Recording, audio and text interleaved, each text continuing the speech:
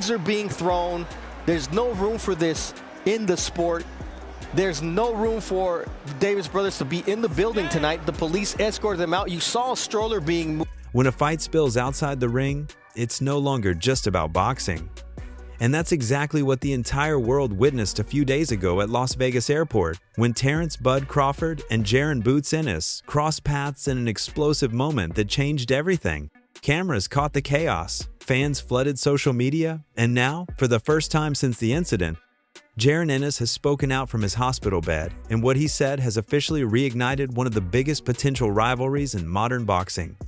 In his first public statement since the altercation, he said calmly, he can't run anymore. The only way to settle this is in the ring.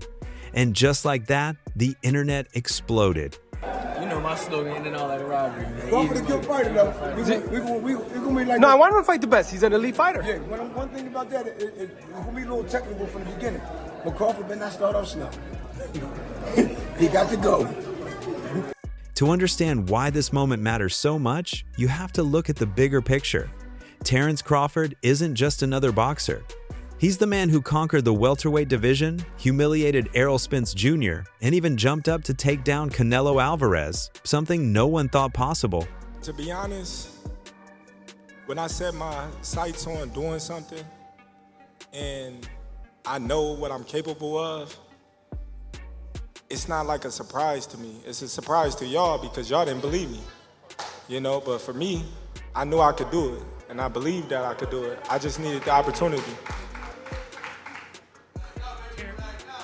Terence, when did you know that you were going to beat him over here on your left?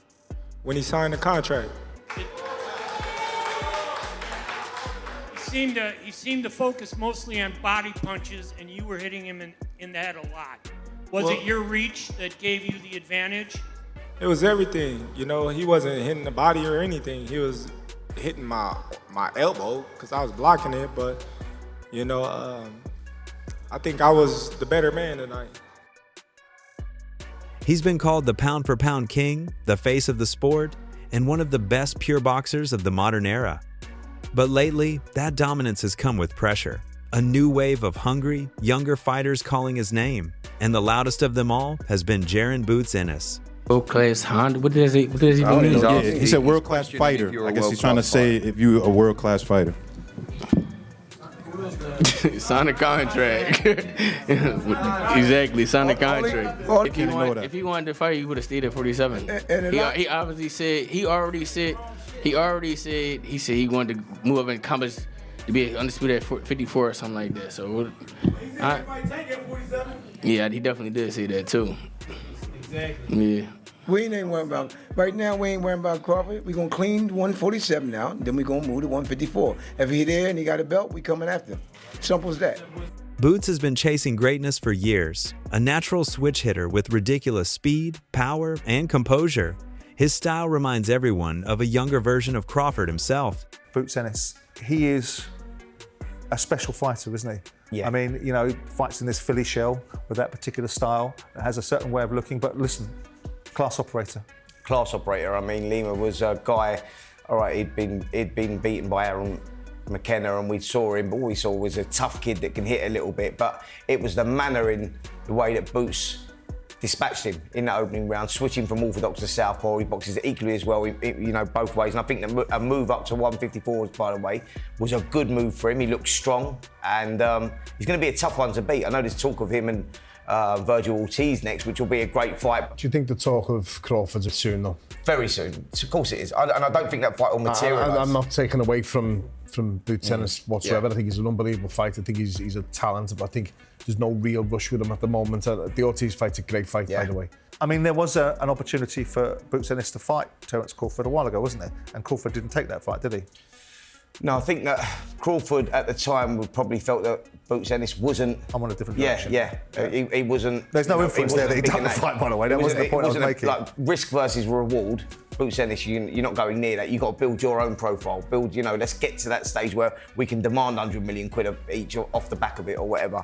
Boots is now starting to make ground up, but Terence Crawford is probably at the stage of his career where, what's he got, one fight left, maybe 2 fights left?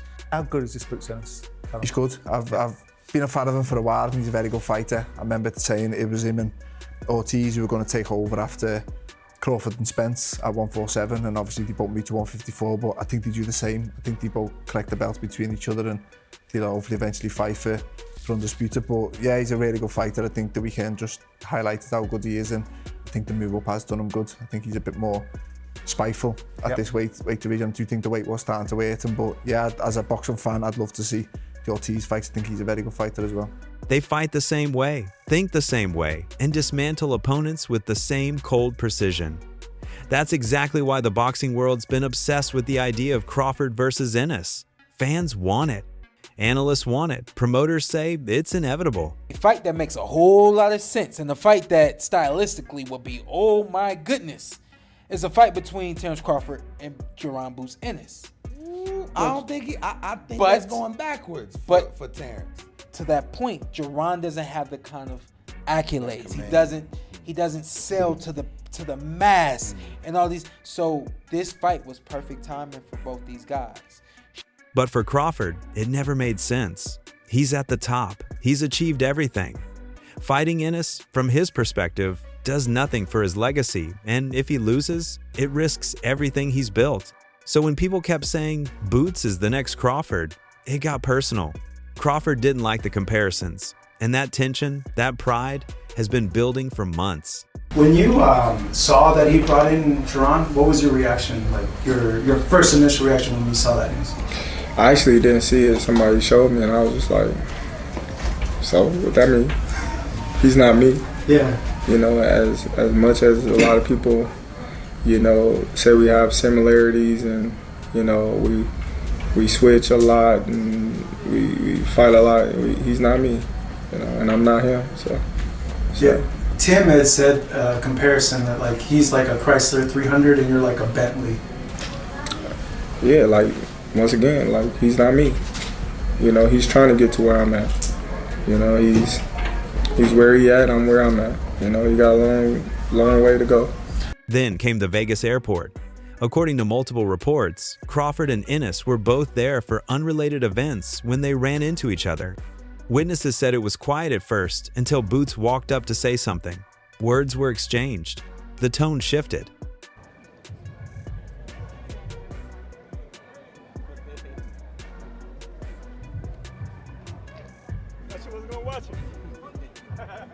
Moments later, Crawford swung. Security stepped in fast, separating both fighters, but the footage spread like wildfire online. It wasn't just a scuffle, it was the boiling point of years of rivalry, frustration, and ego. And that's what makes Ennis's hospital statement so powerful. He could have come out emotional, blaming Crawford, or demanding an apology, but he didn't. He flipped the entire narrative. Instead of looking like the victim, he used that moment to put pressure back on Crawford. What about the Terence Bud Crawford fight? I'm tired of answering questions about it. He already said millions of times that he not fighting me or looking my way, so I'm just tired of answering those questions, you know. And if a fight happened, it happened. You know, I wanted it to happen, but if not, yeah. Because now, the fans aren't asking if the fight will happen, they're asking when. Major outlets like DAZN and ESPN have already started reporting that internal discussions might be happening behind the scenes. For the first time in years, Crawford versus Ennis isn't just fan fiction, it's a real possibility. Just feel that Jaron Ennis against Terence Crawford is the fight. And that can be at 54, it can be at 60. You know, obviously we've got Lima to take care of first, but that for me is one of the great, you know, crossover fights, because Boots is the changing of the guard guy. And Crawford's the guy that's been there and done it all and just proved, you know, that he's still very much in his prime. And ironically, it's all because of one bad moment outside the ring. That punch may have been impulsive, but it's changed the entire landscape of boxing. A lot of people compare Ennis with Crawford, but Ennis always says he's got a completely different style, and the only similarity is they both switch. Do you agree with that? I 100% agree with that. Me personally, I think that Terence Crawford boxes a hell of a lot more in the moment, phenomenal fighter in the moment, and I think Ennis is a lot more of a chess player. Boots' image has exploded since the incident. Before this, he was respected by die-hard fans but overlooked by casual viewers. People knew he was talented, but not everyone was watching. Now you got Boots Ennis in your weight class. definitely. What do you think about him? Oh, he's very, very talented. He's unproven, but he's very talented. Yeah. The eye test tells it all. You know, he's got the it, you know, but we haven't seen him against any elite fighter. We've never seen him tested. So until then, you know, we just going to keep saying, oh, boots, boots, boots, until he meet that fighter that's going to test him. Is that a fight that you would be interested in? Nah, it just don't make sense right now in my career. Like I said, like, especially money-wise, don't nobody really know Boots, but right. I'm looking for bigger and better challenges like Canelo. You're just looking for the big ones. Yeah. The big fish. Yeah. Fish fry. That definitely. Definitely. Them the guys I'm looking for, you know. Now, everyone knows his name. The clip of him speaking from the hospital, calm, confident, saying Crawford can't run anymore, has gone viral across every platform. Overnight, he's become a household name. I'm trying to tell you, 154, man, it's mine. 154 is mine, and they're gonna see, you know, and they're gonna see, you know, just stay tuned. And like I said, when I handle business October 11th, we're gonna see. And more importantly, people aren't seeing him as the young contender anymore. They're seeing him as the man who stood toe-to-toe with the pound-for-pound king and didn't flinch. So let me tell you something wild right now. I think Crawford should fight him right now if he's ever going to fight him. If he wants to, if Crawford has it in his mind to fight Boots, you might as well do it now. What did Floyd Mayweather do with Canelo Alvarez? Now Canelo was already an enormous draw, and that's the difference. Yeah. But he didn't wait till he got super old, and Canelo entered his prime. He got him right then. But are we talking business right now? Because if you're Boots, right? And I guess the thing for Canelo is, Floyd makes some good money there. Canelo had a nice following. Is there a super big following for Boots outside of just the boxing world? That's what Matt's saying. The market is not that big. I know, but what I'm saying is like, so the money was like, if I'm Crawford, would I jump out there and fight? Because Boots ain't no easy fight. Is the risk worth the reward? You know what I'm saying? The answer right now is no. I think Boots is probably a little bit bigger than we're giving him credit for commercially, especially after this performance. And I think if you fight Crawford, it would rise to a level. After Crawford's win over Canelo on Netflix, I think people do want to see this fight. Is it a mega fight? Maybe not, but I do think it's a very commercially viable fight. Meanwhile, for Crawford, the situation isn't looking as clean. He's built his entire reputation on control. Control in the ring, control over his emotions, control over every opponent he's faced. But this time, he lost that control in public. The question now is, why? Why did one comment from Ennis set him off? Why did a man who beat Spence and Canelo so effortlessly suddenly snap in an airport? Some fans think it's frustration, the kind that comes when you've achieved everything, but people still question you. Y'all went elsewhere. But now that y'all see I'm the ticket, now y'all like, oh yeah, we want to fight Terence Crawford. We want Terence Crawford. That's the narrative now. I'm done with 147. I ain't going back. I'm like, all right, I want to fight Fundora. He got 2 belts. I want to become undisputed at 154. That was my train of thought. But when he said he didn't want to fight me because I wasn't basically big enough, I looked at him like, huh? They want to fight Errol Spence because he's a bigger fight. But you knew what that was, though. Yeah. It's cool. I'm not tripping on that because now they begging for a fight. Now they want to fight me now. I don't sell, so there's no need for you to even mention my name no more. Don't say Terence Crawford. Yeah. You know, all these guys that see now, they say, oh, he's the ticket. Win, lose, or draw, he's the ticket. I'll fight Terence Crawford. Come on, man. Boots had a chance to fight me. Virgil Ortiz had an opportunity to fight me, you know, but now everybody, oh, I'll fight Terence, or I'm this, I'm that. I'm like, okay, cool. When y'all had y'all opportunity, you know, y'all went elsewhere. But now that y'all see I'm the ticket, now y'all like, oh yeah, we want to fight Terence Crawford. We want Terence Crawford. That's the narrative now. Others think it's deeper, that Crawford's pride couldn't take being compared to someone younger, fresher, and faster. Whatever the reason, that swing has opened the door for a fight that could define both of their careers. Who they are cancel out each other as far as height. You know, they both switch hitters, lift, and everything. All of that cancels out each other. So they are literally the same people pretty much. The only difference is Crawford done been in the big stage against big fighters so many times. And also, with age, he didn't beat up his body, so his age is actually good. He got the grown man strength. He not just grown man strength, but he built on top of that. Like look at him at 135. He was a little scrawny dude. He wasn't a big dude. Now look at him. He ripped up everything. He's strong. So I feel like he got everything, all the experience, all the knowledge. So I got to go with Crawford. Yeah. What makes this even more compelling is how naturally these two fighters mirror each other. Both are switch hitters. Both rely on IQ over flash. Both carry that silent confidence, the kind that doesn't need talking to prove it. You have spent some time in Philly. You've worked with Bozy. You've worked alongside Boots. You saw the Spence. You saw the Crawford fight. Do you believe, because Boots has talked a lot about it, I know the sanctioning bodies have made him the mandatory now for Bud Crawford. Do you believe Boots Ennis is ready for Terence Bud Crawford? For a fight, yes. Just because I know where his skill level's at. And it's about skill in there. You know what I'm saying? It's not always about who's the biggest puncher. Sometimes it's about just, having the skill and the ring generalship in there. So I do think he's ready to step in there with the best of the best. It's just a matter of time and when they'll give him a shot. And they've both walked similar roads. Years of dominance, critics calling them boring, and still managing to break down every fighter they face. It's like watching two versions of the same fighter. One from the past, one from the future. That's why so many pros are saying this fight isn't just good for boxing, it's necessary. Terence Crawford against Jaron Ennis, for me, is the best fight in American boxing. But it needs to be a payday for Crawford that would get him interested, because Crawford knows how good Boots is. And I'm not saying that Crawford thinks he's going to lose to Boots, but he knows that is a real fight.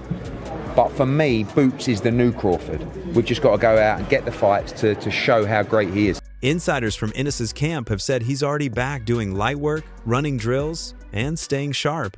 He's healing fast and laser focused on getting Crawford in the ring. What's the fight, or who's the dance partner that makes Boots a star? Right now, I don't even know anybody, for real, and anybody that got a big name. Got or you. A belt. Got you. But there's no exact guy that you think about? Because I don't want to ask you, hey, this guy, that guy. I know you get those questions a lot.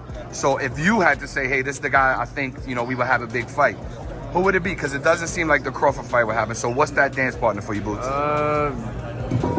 Yeah, like I said, anybody with the belts, or I don't know, maybe somebody at 154, one of the big names at 54. Say less.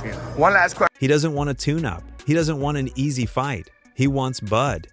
Because for him, this isn't just revenge, it's validation. He's been chasing the spotlight for years, waiting for his moment. And now, after that punch, he's got the entire boxing world watching. Even some of Crawford's own fans are saying the same thing now. It's time. If this fight happens, the stakes are massive. For Crawford, it's about protecting a legacy built on perfection. For Ennis, it's about everything he's worked for. If he beats Crawford, he becomes the face of boxing overnight. He's not fighting for a belt, he's fighting for the throne. And honestly, this entire situation has reignited excitement in the sport. A few months ago, fans were complaining about boxing being too political, too cautious. The biggest names were dodging the biggest fights. Right now, Crawford's camp hasn't officially responded. No interviews, no statements, just silence. But silence doesn't last long in boxing, not when the entire internet is watching. Boots has made his move. He's challenged Crawford's pride, his composure, and his reputation, all in one statement from a hospital bed. And if history tells us anything, pride is the one thing that always brings fighters back into the ring. If this fight becomes official, it won't just be another matchup. It'll be a defining moment for both men, the veteran king versus the hungry challenger who refuses to wait his turn. Who do you like watching now? Terence Crawford, one of my favorites to watch now. I love Terence Crawford, and I like to watch NUA too. NUA can fight. And you know who else I like to watch though? I like to watch Boots. Oh, okay. Boots, yeah. I love watching Boots. Boots got game. People don't understand Boots got game. You know what I'm saying? Boots, every now and then he messes on the defense a little bit, but Boots got game. Boots versus Terence Crawford. Now, Boots hasn't proven himself enough to tell me for me to say that he gonna beat Terence Crawford, because Terence Crawford is a different kind of animal. Proven. You feel me? Proven stud. You understand where I'm coming from? But Boots, if anybody could be Bud in the future, it would probably be a Boots, because Boots got enough tools to beat anybody. And whether you love Crawford or support Boots, you can't deny one thing. This rivalry has given boxing exactly what it needed: tension, emotion, and unpredictability. One punch started it. One fight will finish it.